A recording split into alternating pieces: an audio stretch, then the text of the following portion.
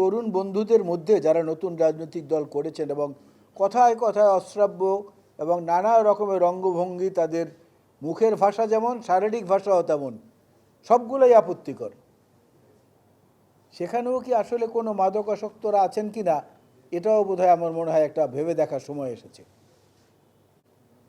না হলে এরকম অস্বাভাবিক আচার আচরণ তো তারা করতে পারেন না পদে পদে বিভিন্ন জায়গায়।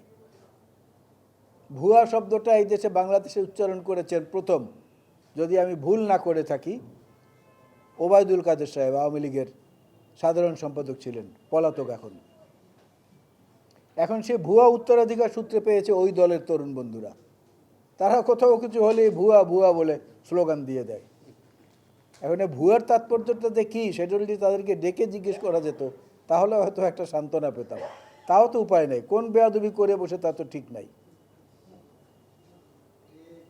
সুতরাং এই ব্যাপারটাও কিন্তু আমাদেরকে বুঝতে হবে যে আসলে এটাও একটা অ্যাডিকশন কিনা। অ্যাডিকশন না হলে এইভাবে ক্রমাগত সিরিজ আকারে তারা কিভাবে এটা করছেন। পৃথিবীতে সবচেয়ে বড় শক্তি যেটা, সামরিক শক্তির চেয়েও বড় শক্তি, সেটা হচ্ছে রাজনৈতিক শক্তি, যার প্রমাণ ইরান। সর্বশেষ প্রমাণ হচ্ছে ইরান।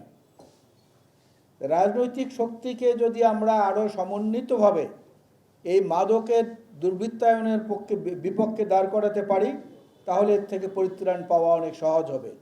এবং সেই জন্য প্রয়োজন যেটা, একটা হচ্ছে বাংলাদেশের সার্বভৌমত্বের ব্যাপারে রাজনৈতিক ঐক্য এবং বাংলাদেশে মাদকের বিস্তার ঠেকানোর ব্যাপারে রাজনৈতিক ঐক্য।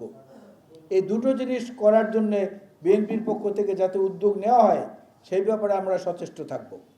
আমি মনে করি আজকে যারা কথায় কথায় আমাদের সমালোচনা করছেন, বিভিন্ন জায়গায় নানা রকমের অশ্লীল ভাষা ব্যবহার করে প্রধানমন্ত্রীর কন্যা, প্রধানমন্ত্রীর সম্পর্কে, আমাদের অনেক নেতার সম্পর্কে যা খুশি তাই বলে যাচ্ছেন, তারা বরঞ্চ এদিকটা যদি একটু মনোযোগী হন। আপনারা বয়সে তরুণ, বয়সে যুবক, আপনাদের সে কর্মপ্রেরণা একটা বড় ফসল হিসাবে কাজ করবে মাদকের বিস্তার রোধের জন্যে।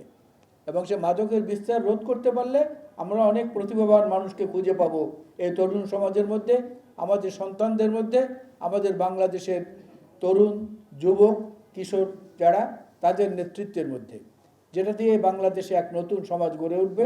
এবং সেই সমাজ হবে মাদকমুক্ত সমাজ, মাদককে বিদরিত করার প্রচেষ্টার জন্য একটা সমন্বিত সমাজ।